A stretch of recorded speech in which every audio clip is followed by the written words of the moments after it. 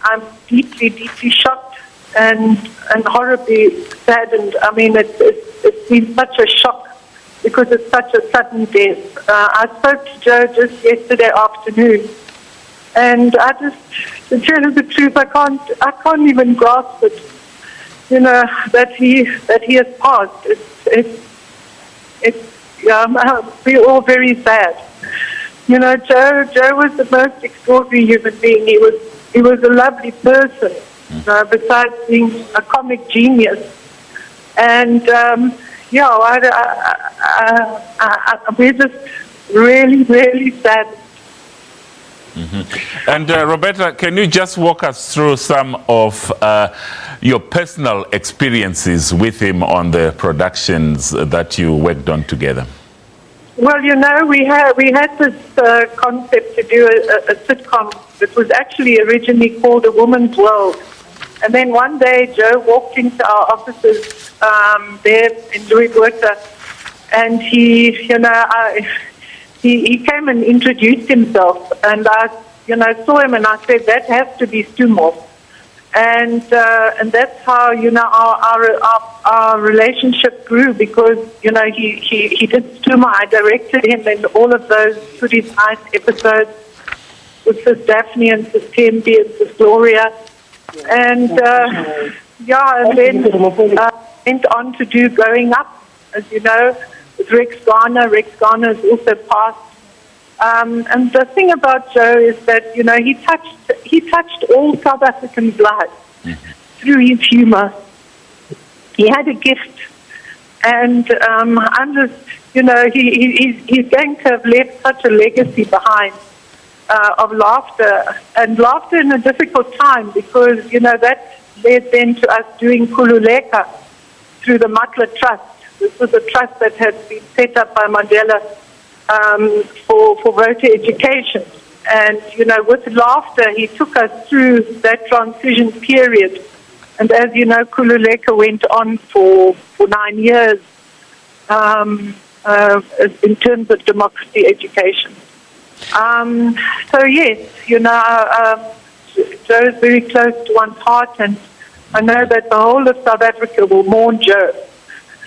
He was a person who, although he was such a celebrity, I remember us having to put a black bag over his head to move him around when we were filming, because there were always just swarms of people around him. And, he had a gift. And this gift, although he was such a celebrity at that stage, it never ever went to his head. He was always talked to everybody, shared with everybody, and everybody loved him. Well, actress Lillian Dube also paid her tributes to the late legend. I acted with him as his sister in Khululeka. He was the most wonderful human being. He made you feel good. He was encouraging and building of other artists. He was funny. He was witty. He was multi-talented. He could sing. I've never met anyone like Brajo, and who was so talented and yet still so humble. Mm-hmm. And what would you say were his greatest moments as an actor? I wouldn't know, but I know that he really was loved on School is Nice. And fortunately for us, School is Nice is still playing even today. I mean to say it's on during the week. Mm-hmm. And wherever, like in Growing Up, he was wonderful. Khululeka, Brajo was just very talented. Mm-hmm. And have you been able to speak to the industry as well as the other actors, and what are they saying about Mafela's death? They are all shocked, saddened, and devastated. And the funny thing is, on the 11th, last week Saturday, me and Brajo were laughing at the SASCAs and the SABC for not recognizing legends. Because if you don't invite Joe Mafela to SAFTAs, who are you going to invite? That's how people don't appreciate legends. And the amazing thing is, KwaZulu-Natal, they respect and support their actors. And here in Joburg, our minister doesn't respect us. We never get invited to the relevant things that we are supposed to, like not inviting Rajo to the SAFTAs. And that's when he laughed and said, Lillian, don't worry, I'm not bothered with the SAFTAs. I'm taking my wife on a cruise, and my wife is very happy. So he was very happy. And today, I was looking forward to seeing the pictures of the cruise. Unfortunately, I woke up to the sad news. And just quickly before we let you go, do you think that South Africa can find another Joe Mafela? In other words, do you think he can be replaced? Nobody can replace anybody. Joe's talent was very rare because most people who are as talented as Joe, some, not all, haven't got his humility. He was just someone else because Joe was humble and loving, and he loved his craft and he wanted to grow it. And right now, the last week when we were speaking, he was saying, Lillian, I went to the SABC because I want them to give me a slot. I want to make a show for the legends so that they can speak about their challenges of the past and be honored. Well, we continue looking at the life of legendary Joe Mafela, who died last night in a car accident. Let's now take a look at an interview that he did with the SABC on the 20th of June last year. I was second block from the movie house. Okay. Grand Bioscope in Kliptown. Whenever my friends didn't have money to go into the Bioscope, and then I'll come back, and emulate everything I've seen in the movies, dialogue, action, and everything, And then I started saying, I need to know more about this, So I said, let me get into theory.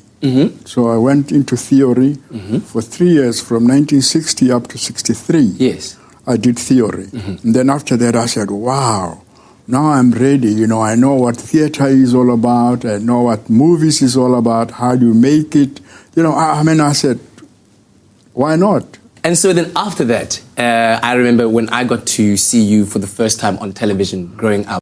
In Eleka Sdumo, Most Good is Nice. How did that come about in your life? No, that came about just by mere chance. They said, look, Joe, we need somebody here to play a part of being a lodger. And this was it was a ladies' world. That was the title of the series.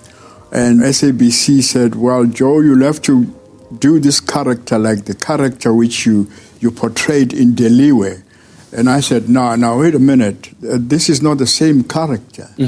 So I said, look, I am going to portray this character differently. Yes. Completely. And they said, well, okay, we're just going to do the pilot and that's finish and clear. And I went in there. I said, I'm going to show them something. And after the pilot episode, they said, yeah, we see this can work, Let's do it the way that you did it. And then they gave the 13 episodes, Yeah, and it's formed such an important part of, I think, most of our young people's lives growing up watching it. And of course, we all remember, it's good, good, good, it's good, it's nice. So where did this line come from? What's the story behind it? We used to just discuss humor there and there. And we discussed this old man who used to work in the flats, in town, in Hillbrow. And what he used to do, whenever the bosses come back and they come back and they inspect the house, and they say, how's this, the kitchen? Oh, it's good. And then they say, well, how about the lounge? They say, no, it's nice. And then how is this? They said, it's good. And this, it's nice. Until the young boy asks, well, Baba, why do you always say it's good and it's nice? He says, it's because it's good. You've got to love it. And if you had to share some final words of wisdom with those that want to pursue a career in entertainment and perhaps be as successful as you have been, what would you say to them? I'll say they must learn theory. And they must read a lot of books, biographies of great guys. Absolutely. So as to know what is happening. The do's and the don'ts are very important. You've got to back your passion up with something. Well, earlier on, we spoke to musician Arthur Mafokate on the life of the late Mafela. You know, I ask people if was this a joke or what, because, you know, people can do things, because I just found it hard to believe, like, we just lose such a legend so quick, you know, and I researched and I realized that it was true, and obviously it's sad for me, you know, it's a very big loss for the whole nation, more especially the arts industry. Mm-hmm. And Arthur, we are still trying to piece together what happened last night. Do you, by any chance, at all have the finer details of the accident itself? No, like I said, you know, things just happened, you know, out of nowhere. We don't really know what happened. And for me, I was just a bit shocked, and because I was going to church, so I couldn't even really find time and find out what happened. Because at first I thought it was illness, and then somebody told me it was an accident, and I said, oh, wow, why so tragic? And I just don't really know what happened. And, you know, you try to think about a whole lot of things, you know, your interactions with the legend himself, rather than trying to find out how he left us, you know. Everything just comes back, you know, when last did you see him? What was your first encounter when you met him? You know, you leave the other things to other people, but you try and, you know, remember him in a way that he touched you. Yes. And speaking of exactly that, what would you say were your fondest memories of the late Mafela, and did you have any personal interaction professionally with him?